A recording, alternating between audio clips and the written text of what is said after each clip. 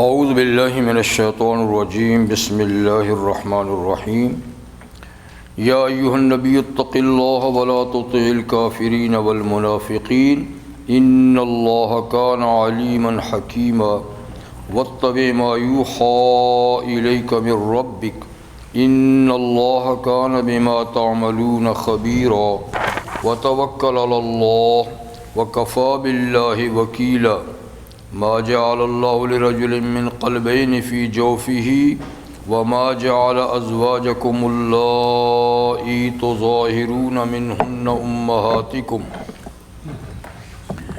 وما جعل ادعیاءکم ابناءکم ذالکم قولکم بافواہکم واللہ یقول الحق وهو یہدی السبیل ادعوهم لآبائهم هو اقسط عند الله فإن لم تعلموا آباءهم فإخوانكم في الدين ومواليكم وليس عليكم جناح فيما أخطأتم به ولكن ما تعمدت قلوبكم وكان الله غفورا رحيما صدق الله العظيم۔ سورۃ الاحزاب کی آیت نمبر 1 سے 5 تک آیت میں نے آپ کے سامنے تلاوت کی۔ سورۃ الاحزاب مدنی صورت ہے اور کل مدنی صورتیں 23 ہیں، تو 114 صورتوں میں 23 صورتیں ہجرت کے بعد نازل ہوئی ہیں اور باقی سب کی سب مکی زندگی میں نازل ہوئی ہیں۔ تو سورۃ النور کے بعد یا پہلی صورت مدنی، اس کے بیچ میں سب صورتیں مکی تھیں، اس کے بعد بھی مکی صورتوں کا سلسلہ جاری ہوگا۔ مدنی صورتوں میں زیادہ تر احکامات ہوتے ہیں، یعنی بنیادی عقائد بھی ذکر ہوتے ہیں لیکن اس کے ساتھ ساتھ احکامات بھی۔ اس سورہ مبارکہ کا نام ہے سورۃ الاحزاب۔ احزاب حزب کی جمع ہے، حزب کا معنی ہے گروپ، پارٹی اور جماعت۔ یہ لفظ اس صورت میں آگے آئے گا، احزاب۔ وَلَمَّا رَأَى الْمُؤْمِنُونَ الْأَحْزَابَ، جب مومنوں نے مختلف مخالفین کی پارٹیاں دیکھیں تو مدینہ منورہ پر یہ ایک سب سے بڑا کافروں کا حملہ تھا، جس میں انہوں نے پورا متحدہ محاذ بنا کر مسلمانوں کو نیست و نابود کرنے کا فیصلہ کیا تھا۔ اس میں مدینہ کے یہودی اور منافقین بھی شامل تھے اور باہر کے بڑے بڑے قبائل بھی۔ تو چونکہ مشترکہ طور پہ کئی گروپوں کا حملہ تھا تو اس کا نام احزاب اس کا نام ہوا۔ یہ جنگ سن 5 ہجری میں ہوئی۔ اصل میں یہ دفاعی جنگ تھی، کیونکہ تمام کافروں کی تعداد کم از کم 15,000 یا 25,000 تک بتائی جاتی ہے، تو اتنی بڑی جمعیت کا مقابلہ کرنا کھلے میدان میں مسلمانوں کے لیے ممکن نہیں تھا۔ دوسری طرف سے مسلمانوں کے کل لڑنے والے لوگ 3 سے 4,000 کے برابر تھے، تو اس لحاظ سے بڑا ٹف مقابلہ تھا۔ رحمت عالم صلی اللہ علیہ وسلم نے صحابہ سے اس سلسلے میں مشورہ کیا، اور آپ کی عادت شریفہ تھی کہ آپ ایسے اہم معاملات میں مشورہ لیا کرتے تھے، بلکہ اللہ تعالیٰ کا حکم تھا وَشَاوِرْهُمْ فِي الْأَمْرِ، کہ آپ اہم معاملات میں صحابہ سے مشورہ کیا کریں۔ تو اس کے بارے میں مشورہ کیا گیا کہ آپ اس کے کیا کریں کہ کھلے میدان میں نکل کے لڑنا اتنی بڑی جمعیت کے ساتھ اسباب کے عالم میں مشکل ہے۔ ہاں اللہ تعالیٰ سے چاہیں تو اللہ تعالیٰ تو سب کچھ کر سکتے ہیں، لیکن یہ عالم اسباب ہے تو اس لیے سوچنا چاہیے۔ تو حضرت سلمان فارسی رضی اللہ عنہ جو ایران سے تعلق رکھتے تھے، ان کو اس قسم کی جنگوں کا تجربہ تھا۔ انہوں نے مشورہ دیا کہ حضور ہمارے ہاں اس قسم کی جب صورتحال پیش آتی ہے تو ہم اپنے شہر کی حفاظت کے لیے خندق کھودتے ہیں، اتنی چوڑی اور گہری یعنی کھائی خندق کہ جس کو دشمن پار نہ کر سکے، اور پھر جو تھوڑی بہت جگہ ہوتی ہے وہاں کھڑے ہو کر ان کا مقابلہ کرتے ہیں۔ تو ہمارے ہاں یہ طریقہ ہے، حضور صلی اللہ علیہ وسلم نے یہ طریقہ پسند فرمایا۔ عربوں میں یہ طریقہ نہیں تھا، لیکن آپ نے پسند فرمایا کہ واقعی ایسی صورتحال کا مقابلہ اسی طریقے سے کیا جا سکتا ہے۔ چنانچہ حضرت صلی اللہ علیہ وسلم نے صحابہ کو حکم دیا کہ خندق کھودو۔ تعداد بھی کم تھی حضرات کی، اور خندق بھی 8-9 میل تک کھودنی تھی، اتنی بڑی کہ جس کو کوئی پھلانگ نہ سکے، گہری بھی چوڑی بھی، اور وہ مختصر دنوں میں تیار بھی کرنی تھی۔ اور آپ حضرات میں سے جو مدینہ منورہ گئے ان کو پتہ کہ زمین کیسی ہے، پتھریلی، تو آلات ضرب بھی ان پتھروں کو توڑنے کے لیے، لیکن بہرحال یہ بھی اللہ تعالیٰ کی امداد تھی کہ مختصر وقت میں صحابہ نے وہ خندق کھود کے تیار کر دی۔ خود رحمت عالم صلی اللہ علیہ وسلم بنفس نفیس اس کی کھدائی میں اپنے گروپ کے لوگوں کے ساتھ شریک رہے۔ خندق کھود دی گئی اور یعنی دفاعی پوزیشن میں آپ مسلمان آ گئے۔ بڑا ٹف سخت مقابلہ تھا، سردی کے دن تھے، کھانے پینے کی اشیاء کی قلت تھی اور باہر نکلنے کا کوئی راستہ ہی نہیں تھا، تو اس لیے اس کا نام جنگ خندق بھی ہے اور جنگ احزاب دونوں اس کے نام ہیں۔ تو ابھی کچھ آیات کے بعد اسی جنگ کا ذکر ہوگا، اور باقی زیادہ تر اس کے اندر مضامین جو ہیں وہ معاشرتی مضامین اور مسائل ہیں۔ شروع میں 3 رسمیں جو عربوں میں جاری تھیں ان کو اللہ تعالیٰ نے توڑا اور ختم کیا، اس لیے کہ جتنی غلط رسومات تھیں وہ بھی اللہ تعالیٰ نے ختم کی، کیونکہ اسلام رسومات کا نام نہیں ہے بلکہ اللہ تعالیٰ کے احکامات کی پیروی کا نام ہے۔ پھر رحمت عالم صلی اللہ علیہ وسلم کے آداب، آپ کی ازواج مطہرات کے آداب اور متبنہ، جس کو منہ بولا بیٹا بھی کہتے ہیں، لے پالک بھی کہتے ہیں، اس کے احکامات، وہ بھی ایک خاص اہم مسئلہ ہے۔ اور پھر اسی طریقے سے چل کر آگے پردے کے احکامات، طلاق، نکاح کے معاملات، حضور صلی اللہ علیہ وسلم پر درود شریف، تو یہ کئی ایک مسائل یعنی اس صورت کے اندر انشاءاللہ بیان ہوں گے۔ اس صورت کا آغاز ہے یا ایھا النبی سے۔ اللہ تعالیٰ نے قرآن حکیم میں مختلف لوگوں کو مختلف الفاظ سے پکارا ہے، جیسے آل ایمان کو پکارا تو یا ایھا الذین آمنوا، عام لوگوں کو پکارا تو یا ایھا الناس، اور اگر کوئی خاص مسئلہ درپیش ہو تو اس وقت اللہ اپنے نبی کو مخاطب کرتے ہیں، تو مسئلہ وہ عام ہوتا ہے، نبی کے لیے خاص نہیں، لیکن اہمیت کی وجہ سے نبی کو پکار کے امت کو بات سمجھائی جاتی ہے۔ تو یہاں نبی کریم علیہ السلام کے خطاب سے سورت کا آغاز ہے۔ پھر اس میں علماء نے یہ نقطہ لکھا ہے کہ قرآن حکیم میں جہاں بھی نبی کریم علیہ السلام کو اللہ تعالیٰ نے پکارا ہے تو آپ کی صفات سے پکارا ہے، نام سے نہیں پکارا۔ یا ایھا النبی، جیسے یا ایھا النبی، یا ایھا الرسول، یا ایھا المزمل، یا ایھا المدثر، لیکن باقی انبیاء کرام کو جب پکارا تو یا آدم اسکن، یا نوح اہبط، یا ہود، یا صالح، یا لوط، یا ابراہیم، یا موسیٰ، تو انبیاء کرام کو نام لے کر بار پکارا گیا ہے، لیکن حضور صلی اللہ علیہ وسلم کے لیے یا محمد کا لفظ کہیں نہیں۔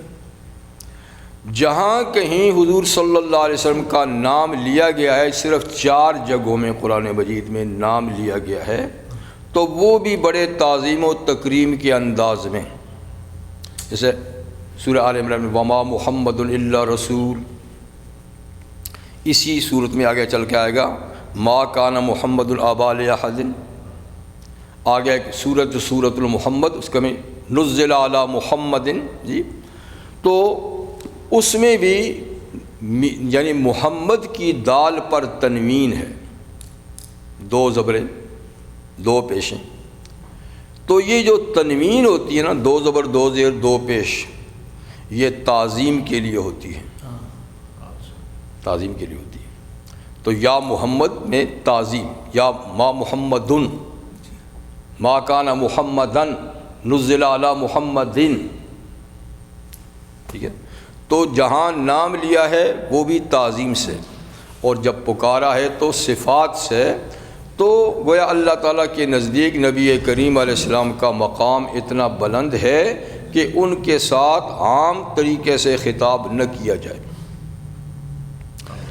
بلکہ سورۃ النور کے آخر میں اللہ تعالیٰ نے اس سے منع کیا ہے کہ حضور کو ایسے پکاریں جیسے ایک دوسرے کو پکارتے ہیں۔ لا تجلوا دعاء الرسول بینکم کدعاء بعضکم بعضا، تم رسول اللہ کے پکارنے کو آپس میں ایسا مت کرو جیسے ایک دوسرے کو پکارتے ہو فلانے ہو فلانے، ٹھیک ہے نا۔ تو ایک مطلب اس کا یہ کہ نام لے کے مت پکارو، اور دوسرا یہ ہے، اس کا دوسری تفسیر یہ ہے کہ حضور صلی اللہ علیہ وسلم کے پکارنے کو ایک دوسرے کے پکارنے کی طرح نہ سمجھو کہ ان کی پکار پہ آؤ یا نہ ہو، کوئی بات نہیں ہے۔ جب حضور پکاریں تو لازمی حاضر ہونا ہے، یہاں تک کہ اگر نماز ہو تو نماز توڑ کے آؤ۔ نماز میں ہو جی، سورہ انفال میں اللہ فرماتے ہیں استجیبوا للہ والرسول لما یحییکم، اللہ اور رسول کی پکار پہ فوراً جواب دو، فوراً پکار کو قبول کرو، اس لیے کہ وہ جب بھی پکاریں گے تو کسی معمولی بات پہ نہیں، لما یحییکم، کسی ایسی کام کے لیے پکاریں گے جس میں تمہاری حیات ابدی زندگی ہے۔ تو پیغمبر کریم علیہ السلام نے حضرت ابی ابن کعب رضی اللہ عنہ کو ایک دفعہ پکارا، یا ابی، تو حضرت ابی نماز میں تھے، آواز تو سن لی حضور کی، اور پھر جلدی جلدی نماز ختم کی اور نماز پڑھ کے آئے، جی حضور حاضر ہوں۔ کہا اتنی دیر کیسے کی؟ اب فرمایا اتنی دیر کیسے کی؟ کوئی 2 ہی منٹ تو گزرا ہوں۔ کہا جی حضور میں نماز پڑھ رہا تھا اور آپ کی آواز سنی تو جلدی جلدی نماز ختم کی۔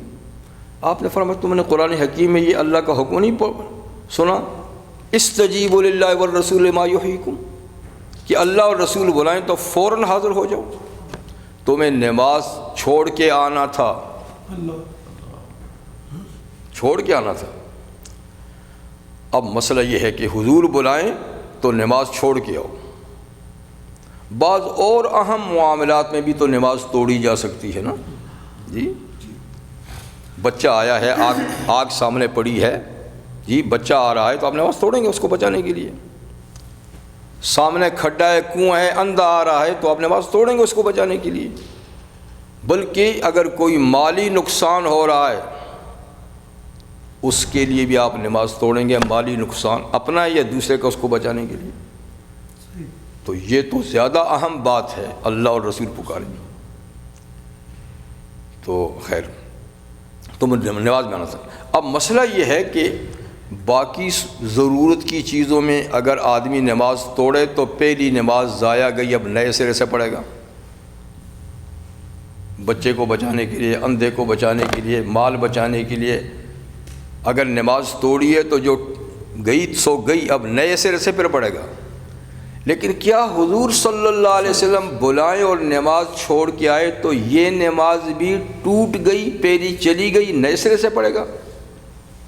تو علماء کہتے ہیں نہیں،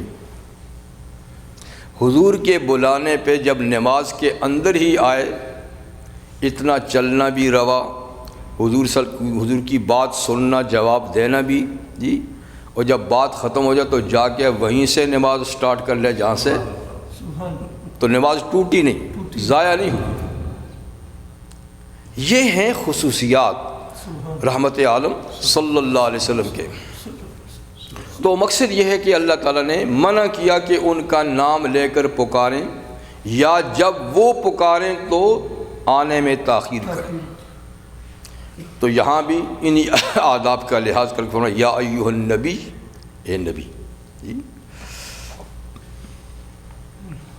تو یہ پکارا اللہ تعالیٰ نے ایک خاص بات بتانے کے لیے کہ اتق اللہ، اے نبی صلی اللہ علیہ وسلم اتق اللہ، اللہ سے ڈرتے رہیں۔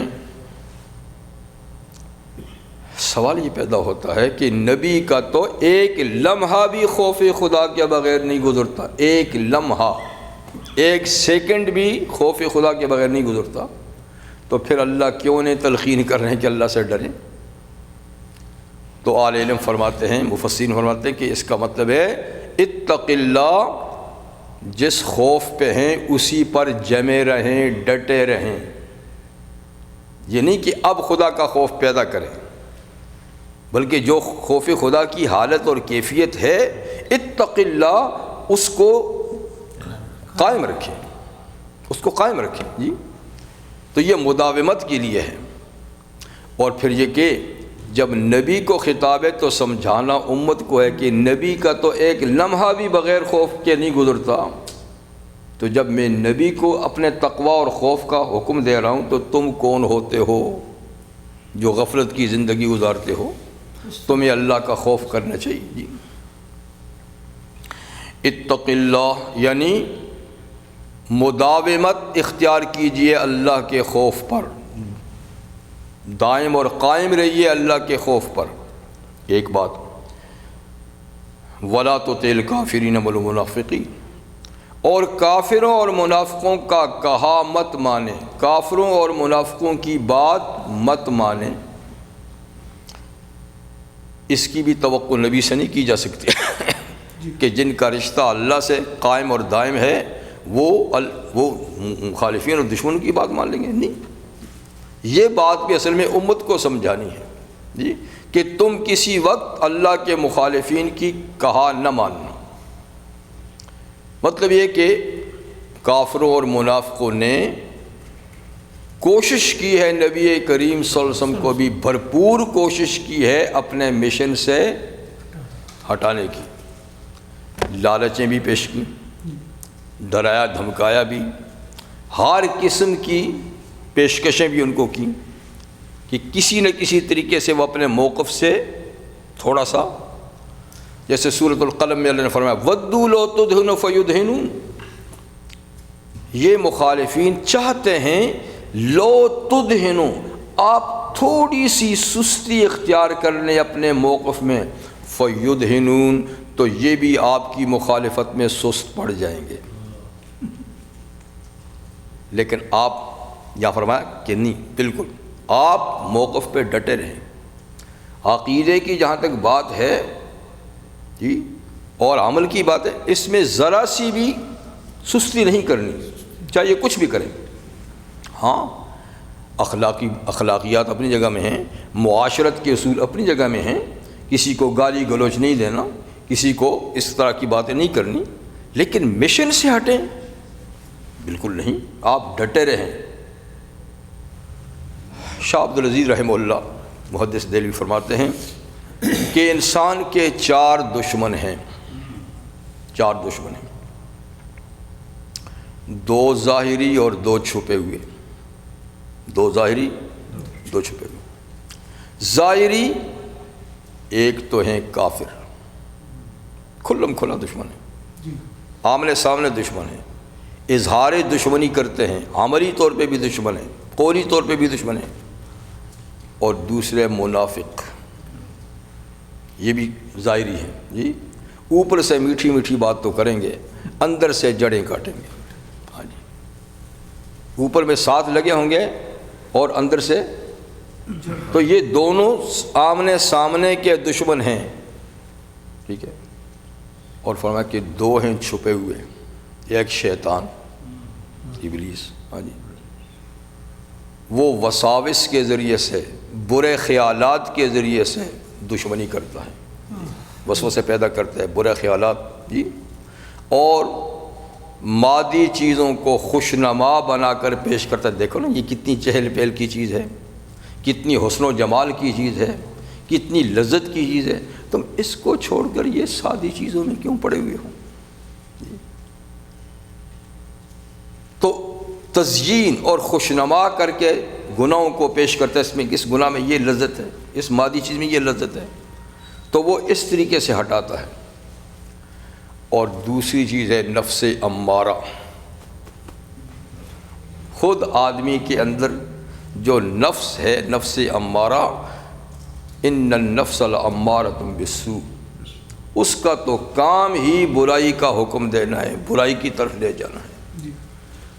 تو نبی کریم صلی اللہ علیہ وسلم کا ارشاد ہے، تیرے دشمنوں میں سب سے بڑا دشمن تیرا وہ نفس ہے جو خود تیرے پہلو میں بیٹھا ہوا ہے، جو کسی وقت تجھ سے ہٹتا نہیں ہے، ہر وقت ساتھ لگا ہوا ہے۔ یعنی ابلیس پھر بھی جب اللہ کا ذکر کرو تو خانہ سا ہٹ جاتے ہیں نا، آذان سنی تو بھاگ گیا، اللہ کا ذکر ہوا تو بھاگ گیا، لیکن نفس تو بھاگتا ہی نہیں، یہ تو ہر وقت ساتھ ہے۔ تو اس لیے کہتے ہیں سب سے زیادہ مجاہدہ جو آدمی کو کرنا پڑتا ہے نا، وہ نفس کے ساتھ کرنا پڑتا ہے۔ اور دوسرے نمبر پہ پھر ابلیس۔ اچھا، ابلیس کے ساتھ مجاہدہ یہ بھی سخت سنگین معاملہ ہے، اس لیے کہ یہ ایسا دشمن ہے جو نظر نہیں آتا، نظر آئے تو دو ہاتھ کیا جائیں اس کے ساتھ۔ تو اس لیے فرمایا کہ نفس کے ساتھ تو خود ہی مجاہدہ کرنا پڑتا ہے، اور ابلیس جیسے دشمن سے بچنے کے لیے کسی ایسی پناہ گاہ کی تلاش کرنی چاہیے کہ ابلیس جس کی نظروں میں ہو اور جو ابلیس پہ قابو بھی رکھ سکتا ہو، اور وہ ہے اللہ کی ذات۔ اس لیے فرمایا کہ جب ابلیس حملہ آور ہو تو اعوذ باللہ من الشیطان الرجیم پڑھو، اعوذ باللہ اما ینزغنک من الشیطان فاستعذ باللہ۔ وہ جب تمہیں ورغلائے، وسوسے ڈالے، تو فوراً اللہ کی پناہ میں ہو، اس لیے کہ اللہ اس کو دیکھ بھی رہا ہے اور اللہ اس پہ پورا قابو بھی رکھتا ہے، تو اس سے پناہ اور بچاؤ صرف اللہ کے ذریعے سے ہو۔ نماز میں جب آپ کو وسوسے آتے ہیں، جی، وہ کس؟ وہ تو پچھلے کرتوت بھی ہوتے ہیں نا، جو وہ پٹیاں پڑھا کے چلا جاتا ہے، اور ویسے آتا ہے نماز کے اندر بھی تو آتا ہے، کوشش کرتا ہے، لیکن جب ذکر ہو تو تھوڑا سا ہٹ گیا، پھر ٹیکا لگا دیا، پھر ہٹ گیا، تو اس کے ساتھ یہ معاملہ جاری رہتا ہے۔ تو نفس امارہ اور شیطان، اسی لیے نماز کا آغاز کرتے تو اعوذ باللہ من الشیطان الرجیم بسم اللہ الرحمن الرحیم، پھر الحمدللہ۔ جی، تو اتنی دیر جب ہم نماز میں رہتے ہیں تو وہ خیالات تو آتے رہتے ہیں، خیالات تو خود آدمی کے بھی، یعنی شیطان بھی تو خیالات پیدا کرتا ہے وساوس کے ذریعے سے، کچھ آدمی کے اپنے بھی طور طریقے ایسے ہو جاتے ہیں، تو اس کو کنٹرول کی کوشش کرے بس، کیونکہ دین تو نامی مجاہدے کا ہے، اور نماز سب سے بڑا مجاہدہ، بڑی عبادت ہے، تو شیطان کب چاہتا ہے کہ یہ اللہ کے سامنے ہاتھ باندھ کے کھڑا، اور میں ایک سجدہ نہ کرنے سے، انکار کرنے سے تو مردود ہوا، اور یہ اتنے سجدے کرے، تو وہ تو پورا زور لگاتا ہے نماز کے اندر کہ یہ نماز پڑھے ہی نہ، اور پڑھتا ہے تو اس کو ادھر ادھر کروں تاکہ اس کی دل نہ لگے۔ تو آدمی کا کام صرف مجاہدہ ہے، خیال آپ ہٹائیں بالکل، یہ آپ کے بس کی بات نہیں ہے۔ اللہ بھی بندے کی کوشش کو دیکھتے ہیں، اگر آپ کے اور میرے خیال ہی نہ آئیں تو پھر تو فرشتے ہوئے نا، پھر کون سی بات ہوئی، کمال کیا ہوا؟ جن کو خیال ہی نہ ہے، جن کو وسوسہ ہی نہ ہے، یہ وہ تو پھر فرشتہ ہوا۔ ہم انسان ہیں، ہمیں تو یہ ساری چیزیں پیش ہوں گی، اب ہمارا کام ہے کہ ان چیزوں کو ہٹاتے رہیں، وہ آتی رہیں، ہٹاتے رہیں، تو اس مجاہدے پہ ثواب ملے گا۔ خیالوں کا لانا برا ہے، آنا برا نہیں ہے، آئے اور آپ ہٹائیں، آئے اور آپ ہٹائیں، اسی جدوجہد میں آپ کی نماز ختم ہو جائے گی۔ ٹھیک، اور نفس لوامہ کے، ہاں، نفس لوامہ یہ نفس کی دوسری قسم ہے۔ نفس کی تین قسمیں ہیں، بعض صوفیاء کرام نے تو 7 قسمیں بتائی ہیں، لیکن قرآن حکیم میں 3 قسمیں بتائی گئی ہیں، ایک امارہ، ایک لوامہ، لا اقسم بیوم القیامہ ولا اقسم بالنفس اللوامہ، اللہ نے اس کی قسم اٹھائی ہے، اور اللہ تعالیٰ جس چیز کی قسم اٹھائے وہ خاص اہمیت کی حامل ہوتی ہے۔ تو برا صرف نفس امارہ ہے، لوامہ اچھا ہے، اسی لیے تو اس کی قسم اٹھائی۔ تو لوامہ وہ ہے کہ جب گناہ ہو جائے تو وہ آدمی کو ملامت کرے، ہے تو نے غلطی کی، تجھے ایسا نہیں کرنا چاہیے تھا، بہت برا کیا تو، جلدی توبہ کر لے بس۔ تو جو خیال اس قسم کے دل میں پیدا ہو تو نفس انہی خیالات کا نام ہے، نفس ان خیالات کا نام ہے۔ جب برے خیالات پیدا ہوں تو آپ کے نفس امارہ ہے، جب روک ٹوک کے خیالات آ جائیں تو یہ لوامہ ہے۔ اور تیسرا ہے مطمئنہ، یا ایتہ النفس المطمئنہ، کہ جس کو اللہ کی یاد سے تسلی ہوتی ہے، اطمینان ہوتا ہے، چین اور سکون ملتا ہے، تو یہ سب سے اعلیٰ درجے کا ہے۔ یہ تو بس انبیاء کرام کا نفس ہے جی، یا پھر ان کے قریب قریب جو لوگ ہوں گے جی، صحیح، لیکن عام مسلمانوں کا نفس اگر لوامہ ہے تو یہ غنیمت ہے۔ امارہ جو ہے یہ بری بات ہے، اگر کسی کا نفس امارہ ہی ہے یہ خطرے کی بات ہے۔ تو خیر یہاں اللہ تعالیٰ نے نبی کریم علیہ السلام کو مخاطب کیا، اور جو چار میں سے دو ظاہری دشمن ہیں، فرمایا اتق اللہ، اے نبی اللہ سے ڈرتے رہو، اور ولا تطع الکافرین والمنافقین، یہ ظاہری دشمن ہیں، کافروں اور منافقوں کی بات نہیں ماننا۔ یہ بڑے انداز سے آئیں گے، بڑے اچھے مشورے دیں گے جی، اس میں تمہاری کامیابی ہے، یوں کر لو گے تو یہ ہو جائے گا جی، ان کی باتوں میں نہیں آنا۔ یہ تو سامنے آ کر دوست بن کر ورغلائیں گے۔ تو کافروں کی بھی بڑی پیشکشیں ہوتی تھی، مدینہ میں بھی، مکہ میں تو اور زیادہ حضور صلی اللہ علیہ وسلم کو، کہ یہ کر لے، آخر جھگڑے سے کیا فائدہ ہوگا؟ دیکھیں نا، لڑیں گے مریں گے، آپ بھی بے چین ہم بھی بے چین، آپ بھی خوف زدہ ہم بھی، تو تھوڑا سا کمپرومائز کر لے ہمارے ساتھ جی، کبھی کبھی ہمارے خداؤں کی بھی تعریف کر لیا کریں، ہم بھی آپ کے خدا کو کچھ نہیں کہیں گے۔ اتنا تو مان لینا کہ یہ اللہ کے ہاں سفارش کریں گے، بس کیا ہو جائے گا، ہمارا دل رکھ لے، جھگڑا ختم ہو جائے گا۔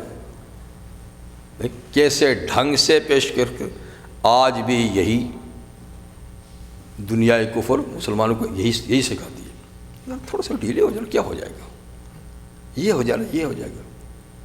تو فرمایا معاشرتی آداب کا اپنے طور پہ خیال رکھو کہ طرف آپ کا پڑوسی ہے، بد زبانی، بد کلامی، لڑائی جھگڑا نہیں، لیکن موقف اس میں تو ذرا بھی ادھر ادھر نہیں ہونا، موقف کو نہیں چھوڑنا۔ صحیح، تعلقات اپنی جگہ میں ہیں، معاشی معاملے میں ان سے مشورہ بھی لو جی، اور کئی دنیاوی چیزیں ہیں، تجارتی معاملات میں ان سے مشورہ لو، ہر اچھی بات کوئی بھی کرتا ہے اس کو قبول کر لو، لیکن جہاں تک دین کی بات ہے تو نہ تو ان سے مشورہ لینا ہے، صحیح کہا، ہاں کہ جی ہم اسلامی نظام لانا چاہتے ہیں، سود حرام ہے، آپ بتائیں سود سے کیسے چھٹکارا حاصل کریں گے؟ آپ ان سے مشورہ لیں گے؟ یہ دینی کام اس سے مشورہ لیں گے؟ وہ کہیں کہ توبہ توبہ، تو ساری دنیا اس نظام میں جکڑی ہوئی ہے، اس سے تم نکل کے رہو گے کیسے؟ ایسا ڈرائیں گے، ایسا دھمکائیں گے کہ نہیں بھائی اس مسئلے کو رہنے دو۔ اسی طریقے سے باقی جتنے غلط کام ہیں ان سے مشورہ ہوگا کہ ان کو کیسے ختم کریں گے، وہ کب آپ کو مشورہ دیں گے؟ تو دین کا کام ہے تو ان سے پوچھو ہی مت اور اس کو لاگو کرو، لیکن باقی ہزاروں ایسے کام ہیں جو براہ راست دین سے تعلق نہیں رکھتے، ان میں اگر کوئی اچھا مشورہ کسی سے ملتا ہے تو لو، لیکن یہاں کون ہے؟ ہمارے تو سارے مسئلے اول سے آخر تک انہی سے ہوتے ہیں۔ اسی طریقے سے منافقین کا معاملہ تھا، وہ تو ساتھ ہوتے تھے نا، نماز میں بھی ہیں، ادھر بھی ہیں ادھر بھی ہیں، وہ بھی کہتے تھے یار ان لوگوں سے جھگڑا کر کے کیا کرو گے، کچھ ان کے ساتھ جوڑنے کی کوشش کرو۔ تو وہ اپنے بن کے ایسے مشورے دیتے تھے، وہ باہر سے مشورے دیتے تھے کہ کسی طرح مسلمان اپنے موقف میں ڈھیلے ہوں، ہٹیں، کمزور ہوں، تاکہ اللہ کی مدد نہ ہو بس۔ تو اس لیے صاف کہا کہ لا تطع الکافرین والمنافقین، اے میرے محبوب پیغمبر صلی اللہ علیہ وسلم، کافروں اور منافقوں کی تو بالکل بات مانے ہی نہیں،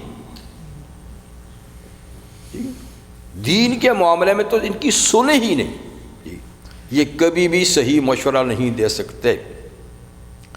اگر کوئی صحیح مشورہ بالفرض ہوگا تو اس کے پیچھے بھی ہزاروں خرابیاں ہوں گی، اس کے پیچھے بھی ان کے مقاصد ہوں گے، اس لیے کہ شیطان سے یہ توقع نہیں کی جا سکتی، اور یہ انسانی لباس میں شیطان تو ہیں، وَمِنَ الْجِنَّةِ وَالنَّاسِ، جی۔ تو جس طرح شیطان سے توقع نہیں ہے کہ وہ کوئی خیر کی بات آپ کو بتائے گا، اگر کوئی خیر کی بات بظاہر لگ رہی ہے اس کی طرف سے تو اس کے پیچھے بھی برائی ہی ہوگی۔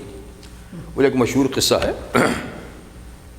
کئی دفعہ شاید سنا بھی ہوگا، کہ امیر معاویہ رضی اللہ تعالیٰ عنہ حاکم تھے، وہ بہت بڑی سلطنت حکومت تھی، تو نبھاتے کبھی دیر ہو جاتی تھی، تھک جاتے تھے، تو ایک دفعہ ایسے ہوا کہ کافی دیر تک کہیں کام کیا تھکے، تو فجر کی نماز میں اٹھنے میں دیر ہو گئی،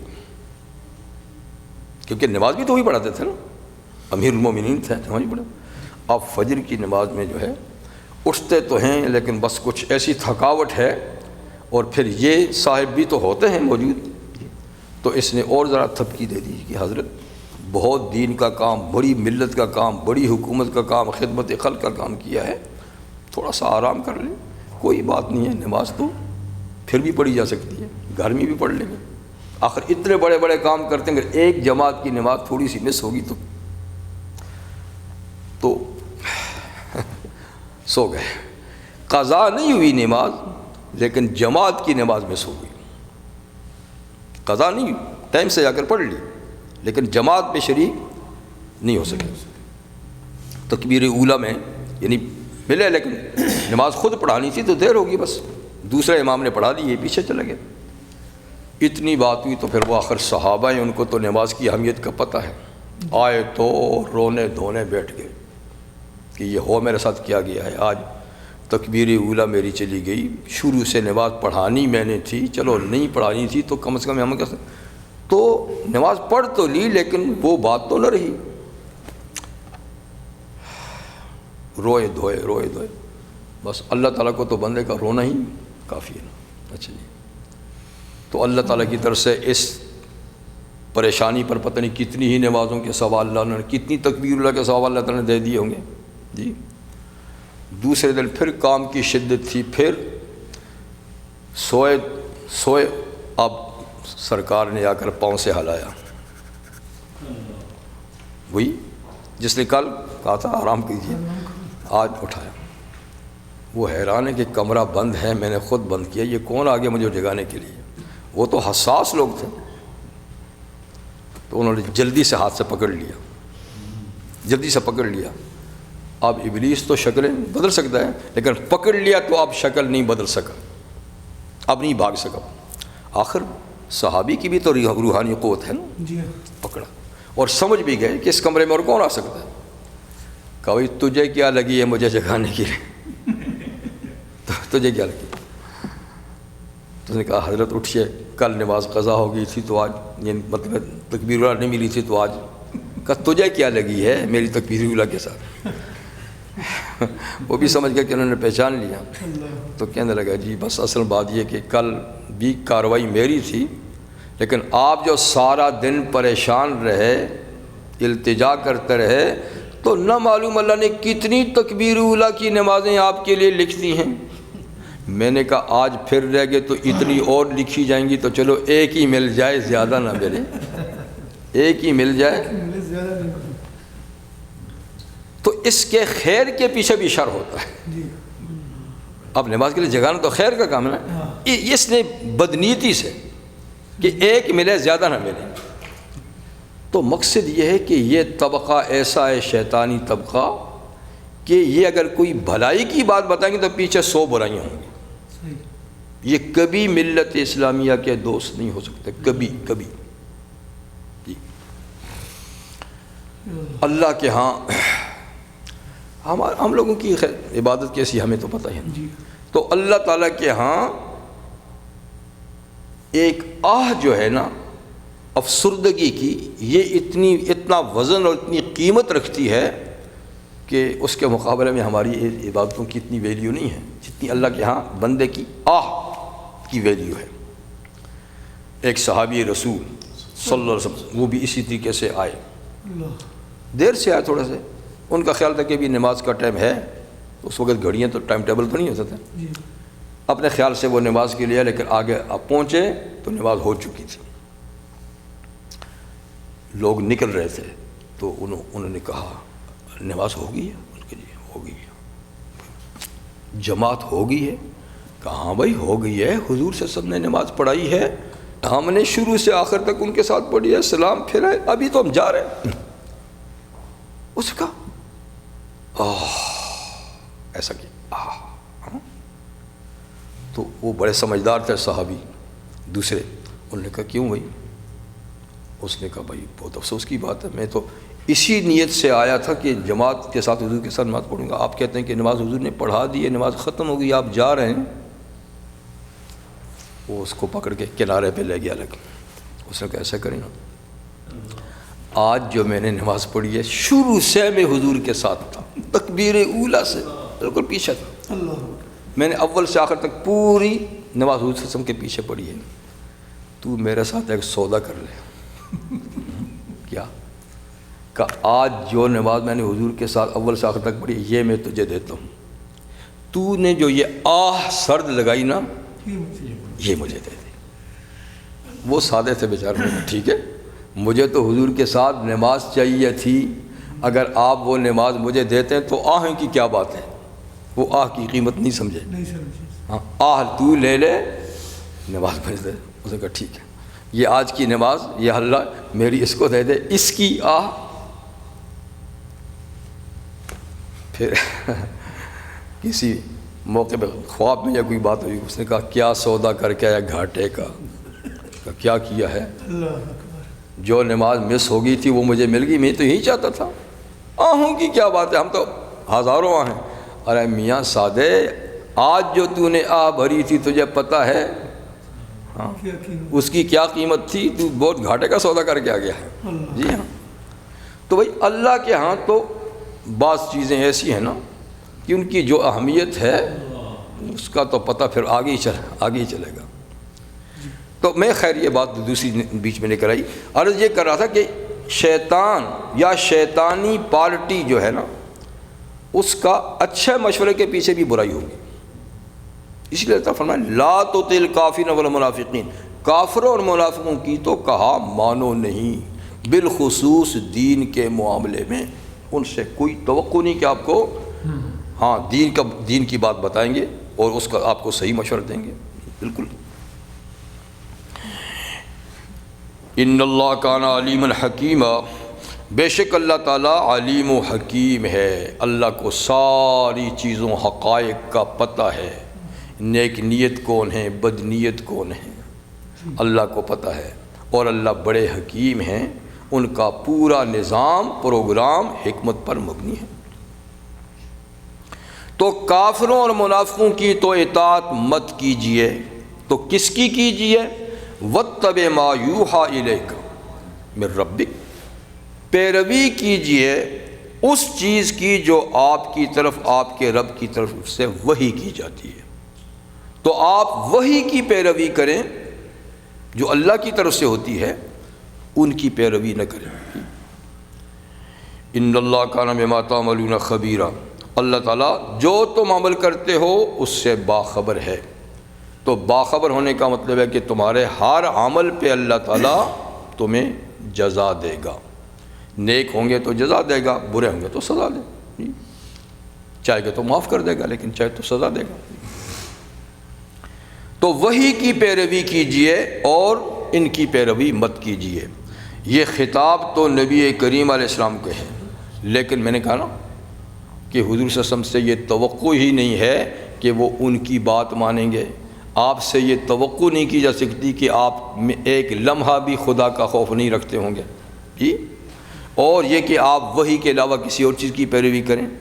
بات کی اہمیت کے پیش نظر خطاب ان کو ہے، سنانا امت کو ہے۔ اور چوتھی بات وتوکل علی اللہ، اور اللہ پہ بھروسہ کیجیے۔ یعنی بظاہر یہ ہے کہ آپ کہتے ہیں کہ اچھا جی ساری دنیا سے کٹ جاؤ، اس لیے کہ دنیا میں اکثریت تو انہی کی ہے، کافر یا منافق ہیں جی، یا فساق و فجار ہیں، اکثریت تو ان کی ہے، اور ان کی نہ مانو تو اس کا مطلب ہے کہ پھر دشمنی مول لینی ہے نا۔ تو اتنی بڑی دنیا کی دشمنی مول لیں گے تو پھر فرمایا تو پھر کیا ہے، وتوکل علی اللہ، اللہ پہ بھروسہ کیجئے جی، اللہ پہ بھروسہ کیجئے، اس لیے کہ اللہ سے بڑی طاقت تو کسی کی نہیں ہے، اور جس کی پشت پناہی اللہ تعالیٰ کریں اس کو کوئی کیا نقصان پہنچا سکتا ہے جی۔ وتوکل علی اللہ، اور اللہ پہ بھروسہ کیجئے، یعنی اسباب پہ بھروسہ نہ کیجئے، اسباب کو اختیار تو ضرور کریں کیونکہ یہ دنیا عالم اسباب ہے، اور ترک اسباب جو ہے یہ توکل بھی نہیں ہے۔ جائز اسباب کو اختیار کرنا یہ توکل ہے، لیکن اسباب پہ نظر نہ ہو، نظر مسبب الاسباب پہ ہو کہ یا اللہ ہم جو کر سکتے تھے وہ تو ہم نے کر دیا، باقی اس سبب میں اثر پیدا کرنا آپ کا کام ہے۔ تو ہر چیز میں اثر ڈالنا بھی اللہ کا کام ہے، اس سے اثر نکالنا بھی اللہ کا کام ہے۔ تو اس لیے توکل علی اللہ، اللہ پہ بھروسہ کریں تو آپ کا کوئی کچھ نہیں بگاڑ سکے گا۔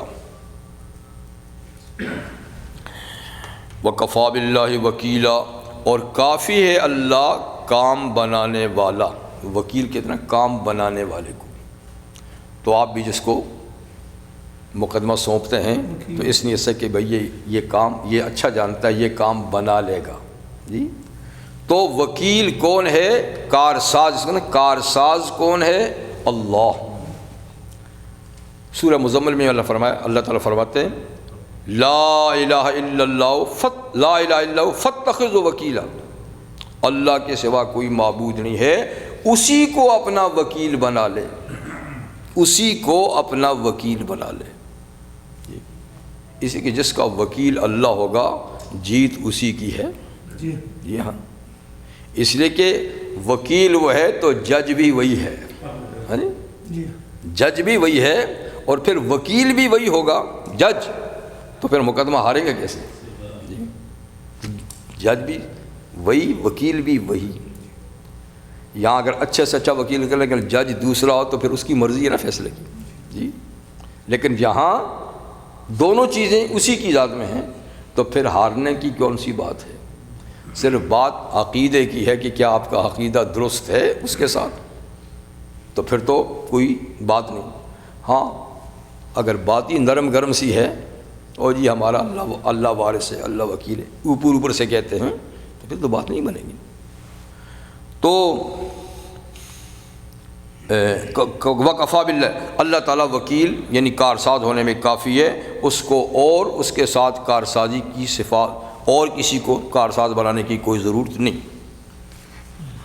یہ تو شروع کی بنیادی باتیں تھیں جن میں خطاب براہ راست نبی کریم صلی اللہ علیہ وسلم کو تھا، لیکن اصل بات یہ ہے کہ سنانا امت کو ہے، بتانا امت کو ہے کہ یہ اتنے اہم بات ہے کہ ہم ڈائریکٹ نبی سے کر رہے ہیں جن سے اس کے خلاف کی توقع ہی نہیں ہے، لیکن آپ کو یہ سارے کام کرنے ہیں۔ خدا کا خوف بھی رکھیں، کافر و منافقوں کی اطاعت بھی نہ کریں، وحی الہی کی پابندی کریں اور ہر معاملے میں اللہ پر بھروسہ رکھیں۔ اس بنیادی بات کے بعد اللہ تعالیٰ اب وہ تین یہاں پر معاشرتی خرابیاں تھیں، چلی ہوئی تھی معاشرے میں، ان کی اصلاح فرماتے ہیں۔ یعنی عرب معاشرے میں تین باتیں ایسی چل پڑی تھیں جو نامناسب تھیں، غیر اسلامی تھیں، اللہ تعالیٰ ان کی اصلاح فرماتے ہیں۔ ان میں پہلی بات یہ کہ آل عرب ذہین اور فتین شخص کو بہت زیادہ عقل مند اور سمجھدار آدمی کے بارے میں کہتے تھے اس کے 2 دل ہیں، اس کے سینے میں 2 دل ہیں، اس لیے یہ سب سے زیادہ عقل مند ہے، سب سے زیادہ ذہین ہے، سب سے زیادہ دانش مند ہے۔ کہتے ہیں اس کے دل میں، اس کے سینے میں 2 دل ہیں۔ ایک دفعہ نبی کریم صلی اللہ علیہ وسلم نماز میں بھول گئے، کچھ نمازوں میں اس طریقے سے ہوا، منافقوں نے کہا ان کے 2 دل ہیں، حضور کے بارے میں ان کے 2 ایک دل میں یہ ہماری طرف متوجہ ہوتے ہیں، ایک دل میں یہ اپنے مخلص ساتھیوں کی طرف ہوتے ہیں، ایک دل ان کا مخلص ساتھیوں کے ساتھ ہے، ایک دل میں یہ ہماری طرف متوجہ ہوتے ہیں جی۔ اسی طریقے سے عربوں میں ایک اور سمجھدار سا آدمی تھا، اس کے بارے میں بھی کہتے تھے اس کے 2 دل ہیں۔ تو اللہ تعالیٰ فرماتے ہیں کہ 2 دل میں نے نہیں بنائے کسی کے، آدمی جیسا بھی ہے دل ایک ہی ہے جی۔ ہاں دل کی مضبوطی جی اور دل میں کشش یہ تو ہو سکتی ہے، لیکن دل وہ ایک ہی ہے، 2 دل کسی کے نہیں بنائے۔ یعنی ظاہری اعضاء میں تو ایک سے زائد اعضاء بھی ہو سکتے ہیں، جیسے کسی کی 5 انگلی کے بجائے 6 ہوں، یا کم ہو 5 کے بجائے 4 ہوں، یا اسی طریقے سے کبھی کبھار آپ نے بھی سنا ہوگا کسی کی آنکھ ایک ہوتی ہے، کبھی کسی کی آپ نے 3 آنکھیں بھی دیکھی ہوں گی۔ تو ظاہری اعضاء میں کچھ نہ کچھ تو تفاوت اور فرق کبھی کبھار ہوتا ہے، پاؤں کی انگلیاں، ہاتھوں کی انگلیاں، یا دیگر اعضاء، کان وغیرہ یا آنکھ وغیرہ۔ لیکن دل کے بارے میں تو آج تک کہیں نہیں سنا گیا کہ کسی کے 2 دل ہیں، اعضاء تو اکا دکا اس طرح ہوتے ہیں جی۔ اور یہ بھی کروڑوں لوگوں میں ہو سکتا ہے کہ کسی کا دل بائیں طرف کے بجائے دائیں طرف ہو۔ یہیں پر ہمارے ایک جاننے والے ہیں، ان کی بیٹی کا دل دائیں طرف ہے، لیکن مطلب ہے کہ بہت کم ہی، لیکن سنا ہے کہ ایسا ہو سکتا ہے کہ بائیں کے بجائے دائیں ہو، لیکن یہ بات تو آج تک نہیں سنی گئی کہ ایک کے بجائے 2 دل ہیں۔ تو اللہ تعالیٰ فرماتے ہیں کہ یہ نظریہ غلط ہے کہ سمجھدار لوگوں کے دل 2 ہوتے ہیں اور کم سمجھ والوں کا 1 ہوتا ہے۔ فرمایا یہ نظریہ غلط ہے، اگرچہ یہ مسئلہ شریعت سے تعلق نہیں رکھتا، یہ تو تشریح الابدان سے تعلق رکھتا ہے، طب سے تعلق رکھتا ہے، لیکن بہرحال ایک غلط بات ہے۔ تو اللہ تعالیٰ نے اس کی اصلاح فرما دی کہ یہ خیال مت رکھو کہ جو زیادہ عقل مند، زیادہ ذہین اور فطین ہے اس کے دل 2 ہیں، نہیں، دل ایک ہے۔ ما جعل اللہ لرجل من قلبین فی جوفی، اللہ تعالیٰ نے کسی آدمی کے 2 دل اس کے جوف یعنی اس کے سینے میں، اس کے پیٹ میں نہیں بنائے۔ ایک بات۔ دوسرا، عربوں میں یہ بھی تھا کہ کبھی وہ اپنی بیوی کو اپنی ماں سے تشبیہ دیتے تھے کہ تو مجھ پر میری ماں کی پشت پیٹھ کی طرح ہے۔ پیٹھ کا زیادہ کہتے تھے اس لیے کہ اس کا نام زہار ہوتا تھا، تو زہار زہر سے، زہر پیٹھ کو کہتے ہیں۔ زیادہ تر یعنی یہ ان کے ہاں ایک طلاق تھی، اور طلاق بھی ایسی کہ جس میں واپسی کا امکان نہیں، جس میں واپسی کا امکان نہیں۔ کسی نے یہ کہہ دیا کہ تو مجھ پر میری ماں کی پیٹھ کی طرح ہے، اب سمجھے کہ وہ کبھی بھی اس کی بیوی نہیں بن سکتی۔ یہ ان کے ہاں نظریہ تھا۔ ویسے یہ زہار ہے، اگر مسلمانوں میں بھی کوئی اس قسم کی تشبیہ دے گا تو جرم تو ہے، گناہ تو ہے، لیکن اس سے بیوی طلاق نہیں ہوتی، یہ طلاق نہیں ہے۔ اللہ فرماتے ہیں یہ جھوٹ ہے، تو چونکہ اس نے جھوٹ بکا ہے اس لیے اس جھوٹ کا کفارہ دینے سے پہلے بیوی کے قریب نہیں جا سکتا۔ جب کفارہ دے دے تو بیوی بیوی ہے، یہ طلاق نہیں ہے۔ تو جھوٹ کا کفارہ کیا ہے وہ سورہ مجادلہ میں ہے 28ویں پارے میں، کہ ایک غلام آزاد کریں، کیونکہ یہ غلامی کا زمانہ تو نہیں ہے، غلام دستیاب تو نہیں ہے، یا کسی کے پاس غلام کی قیمت نہیں ہے، تو دوسرے نمبر پر 2 مہینے متواتر مسلسل روزے رکھے، بیچ میں ایک روزہ بھی ناغا نہ ہو۔ اگر ایک روزہ بیچ میں مس ہو گیا تو پھر نئے سرے سے پھر سٹارٹ ہوگا۔ تو 2 مہینے مسلسل روزے رکھے۔ اگر کسی بیماری کی وجہ سے وہ ایسا نہیں کر سکتا تو پھر 60 مساکین کو 2 وقت کھانا کھلائے، 60 غریبوں کو 2 وقت کھانا کھلائے۔ یہ کفارہ ہے۔ یہ کفارہ ادا کرنے کے بعد اس کی بیوی ہے جی۔ تو یہ لوگ سمجھتے تھے کہ کسی نے زہار کر لیا تو اب وہ قطعاً کسی قیمت پہ کبھی بھی اس کی بیوی نہیں بن سکتی۔ تو اس میں زیادہ تر چونکہ پیٹھ سے تشبیہ ہوتی تھی تو اس لیے اس کا نام ہے زہار، ورنہ جسم کے کسی بھی مستور حصے کے ساتھ تشبیہ دے تو بھی زہار ہو جائے گا۔ پیٹ کے ساتھ دے، ران کے ساتھ دے جی، اعضائے مستورہ کے ساتھ دے، بلکہ ماں ہی کیا اپنی کسی محرمہ خاتون جس کے ساتھ کبھی زندگی میں نکاح نہیں ہو سکتا، بہن ہے، پھوپھی ہے، خالہ ہے جی، ان میں سے بھی کسی کے ساتھ تشبیہ دے بیوی کو تو وہ زہار ہے۔ تو اس کے لیے قاعدہ یہی ہے، اسلام نے یہ مقرر کیا کہ کسی نے ایسا کیا تو کفارہ ادا کرنے سے پہلے نہیں جا سکتا، ویسے طلاق نہیں ہے۔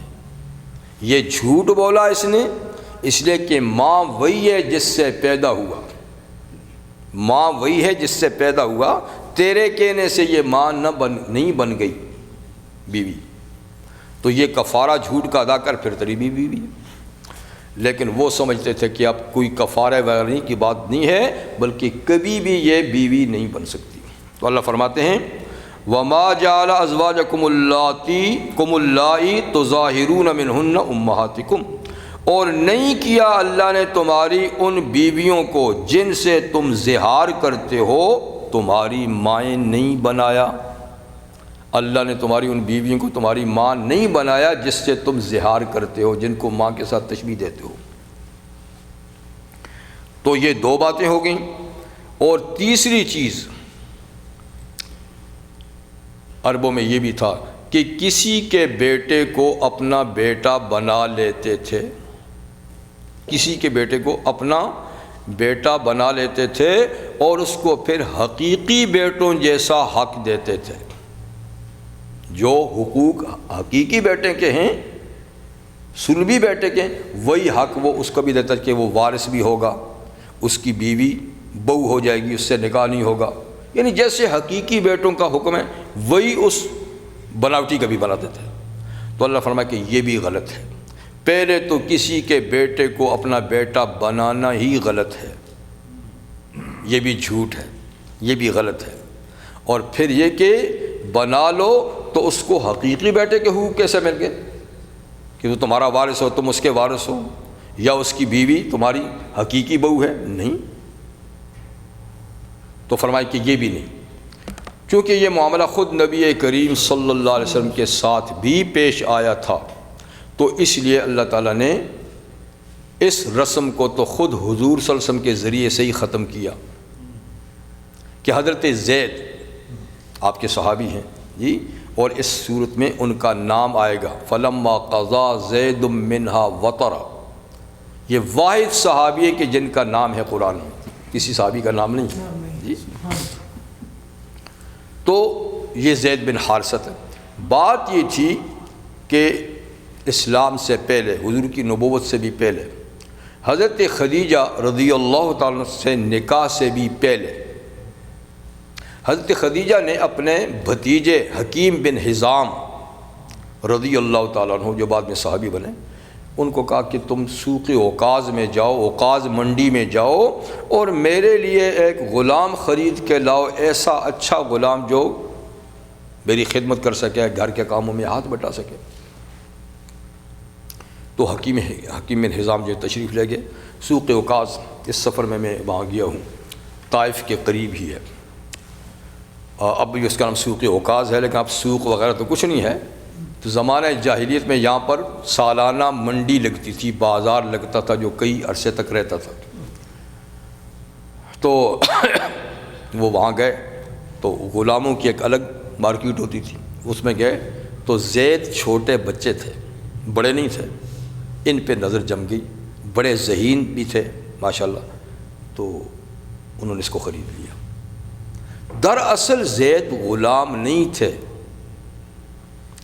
ہوا یہ کہ یہ عربوں کا مشہور قبیلہ بنی کلب، بہت بڑا قبیلہ تھا، یہ اس کے ایک فرد تھے، یہ اپنے ماموں کے گھر آئے ہوئے تھے، ماموں کے گھر آئے تھے، تو وہاں ڈاکہ پڑا، ڈاکو آئے تو سامان لوٹ کے لے گئے، ساتھ اس بچے کو اٹھا کے لے گئے ماموں کے گھر سے، اور لے جا کر اس کو غلام بنا کر منڈی میں بیچ دیا۔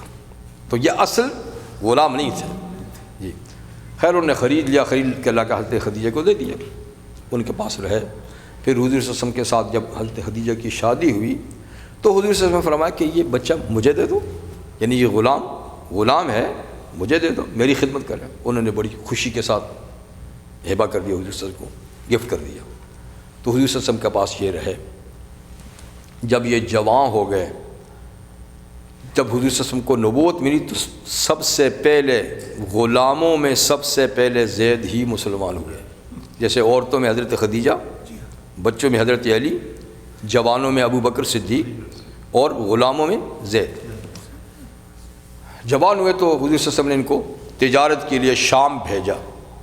جب شام بھیجا تو وہاں مارکیٹ میں ان کے چچا اور ان کے والد بھی آئے ہوئے تھے۔ انہوں نے دیکھا تو یہ لڑکا تو ہمارا لڑکا لگ رہا ہے جی۔ تو ان کو یہ پتہ تھا کہ وہ قریش مکہ میں کسی قریش کے ہاں غلامی کی زندگی گزار رہا ہے۔ جب دیکھ لیا تو انہیں یقین ہو کہ یہ تو وہاں تو کچھ نہیں کہا، یہ واپس آئے تو وہ چچا اور باپ دونوں مکہ آئے۔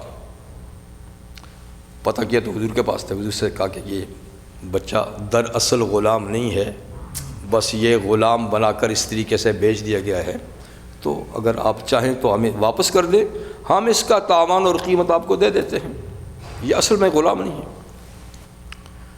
اب حضور صلی اللہ علیہ وسلم تو نبی بھی تھے، نبوت بھی ملی بھی تھی، تو آپ نے فرمایا کہ مجھے تاوان اور پیسوں کی ضرورت نہیں ہے، اگر زید تمہارے ساتھ جانا چاہتا ہے تو بسط خوشی لے جاؤ، تمہارا بیٹا لے جاؤ۔ زید نے کہا کہ حضور میں اپنے عزیزوں کے ساتھ آزادی کی زندگی گزارنے سے آپ کی غلامی کو ترجیح دیتا ہوں، ان کے ساتھ آزادی کی زندگی کے مقابلے میں آپ کی خاص غلامی کی زندگی کو ترجیح دیتا ہوں، میں تو نہیں جاتا۔ اب وہ مایوس ہو گئے تو چلے گیا۔ جانے لگے تو حضور نے فرمایا اچھا تو مجھے ترجیح دیتا ہے تو چل میں نے تجھ کو آزاد کر دیا، تو غلام نہیں، آج سے آزاد ہے، اور مزید یہ کہ تجھے میں اپنا بیٹا بناتا ہوں، کیونکہ اس وقت یہ رسم چل رہی تھی نا، اس منع نہیں کیا تھا شریعت میں اسلام، تو پہلے سے رسم چلی آ رہی، کہا میں تجھے اپنا بیٹا بناتا ہوں، میرے بعد تو میرا وارث، تیرے بعد میں تیرا وارث ہوں گا۔ تو اب تو بات ہی اور ہوگی، اب ماں باپ اس کے باپ بھی خوش ہو گئے کہ چلو بیٹا نہیں جاتا تو نہ جائے، آزاد تو ہو گیا، ماشاءاللہ آزاد تو ہو گیا، یہ بڑی بات ہے، اگر ہمارے ساتھ نہیں جاتا تو نہ جائے۔ تو خیر حضرت زید کو حضور صلی اللہ علیہ وسلم بیٹا بنا دیا، اور پھر اس کے بعد اپنی پھوپھی زاد بہن حضرت زینب بنت جحش کی شادی بھی اس سے کر دی۔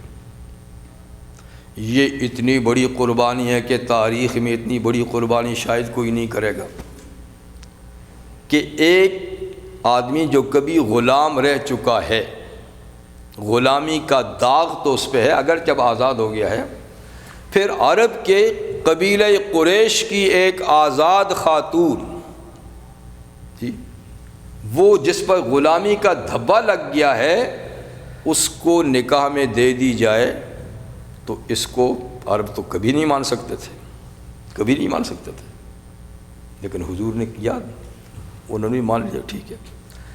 لیکن بہرحال ان کے مزاج آپس میں نہیں مل سکے، دونوں کے مزاج نہیں مل سکے، تلخی رہتی تھی، تو بالآخر جو ہے بات طلاق پہ پہنچ گئی۔ جب طلاق پہ پہنچ گئی تو اللہ نے فیصلہ کیا کہ اس رسم کا توڑ میں اپنے پیغمبر سے کروں گا۔ تو حضرت زینب کا نکاح اللہ نے عرش پر حضور سے کر دیا۔ زوجناکہا، ہم نے آپ کی شادی کر دی تاکہ مومنوں پر تنگی نہ ہو ان کے منہ بولے بیٹوں میں۔ رسم توڑنی ہے کیونکہ وہ اس کو حقیقی بہو سمجھتے تھے، صحیح اس کے ساتھ نکاح حرام سمجھتے تھے۔ تو حضور کے ساتھ کرایا تو مشرکین تو تلملا اٹھے، وہ ہو دیکھو جی کیسا نبی ہے جی، بہو کے ساتھ شادی کر لی۔ کہا بہو ہے کہاں ہے؟ تو یہ تو تم نے بنا رکھی ہے کہاں؟ اور اللہ نے یہ فرمایا کہ یہ منہ بولے بیٹے، یہ کوئی تمہارے بیٹے ہیں؟ جھوٹ بولتے ہو۔ یہ آئندہ کی فرمایا یہ رسم ختم، کوئی کسی کو منہ بولا بیٹا نہیں جو باپ ہے اس کی طرف منسوب کرو، فلانے کا بیٹا۔ باپ نہیں معلوم تو تمہارا دینی بھائی ہے، تمہارا دوست ہے، دوست کہہ کے پکارو، بھائی کہہ کے پکارو، بیٹا کہہ کے نہیں پکارو۔ فرمایا یہی انصاف کی بات ہے۔ وما جعل ادعیاکم ابناکم، اور نہیں کیا اللہ نے تمہارے منہ بولے بیٹوں کو تمہارے حقیقی بیٹے، اللہ نے نہیں کیا۔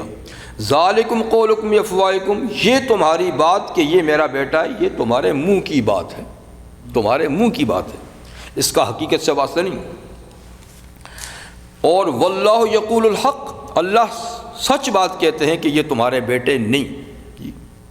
وَهُوَ يَهْدِي السَّبِيلَ، اور اللہ سیدھے رستے کی رہنمائی کرتے ہیں کہ سیدھا رستہ کیا ہے، جو جس کا بیٹا ہے اس کی طرف منسوب ہو۔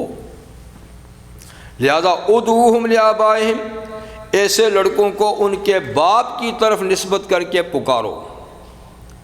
تو پہلے کہتے تھے صحابہ زید بن محمد، جب یہ آیت آئی تو پھر زید بن حارثہ، حارثہ ان کے والد کا نام تھا، زید بن حارثہ۔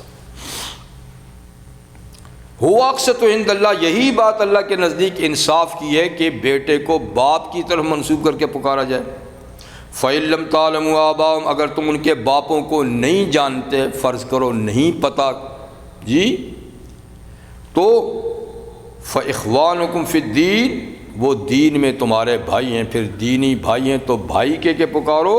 وَمَوَالِيكُمْ، اور تمہارے دوست ہیں تو دوست کہہ کے پکارو، لیکن بیٹا کہہ کے نہیں۔ ایک تو پیار سے کسی کو بیٹا کہنا، دوسرے کے بیٹے کو، یہ تو ٹھیک ہے، کسی کے بیٹے کو کہنا بیٹا، جیسے کہ ہمارے معاشرے میں بھی، تو یہ تو الگ بات ہے۔ اور نبی کریم علیہ السلام بھی پیار سے دوسروں کو بیٹا کہ، جیسے حضرت انس کو یا بنیہ کہتے تھے، حضرت مغیرہ کو یا بنیہ کہتے تھے، ایک اور صحابی کو، وہ الگ بات ہے، لیکن اس کو بیٹے کا درجہ دینا، بیٹوں جیسا معاملہ کرنا، یہ نہیں۔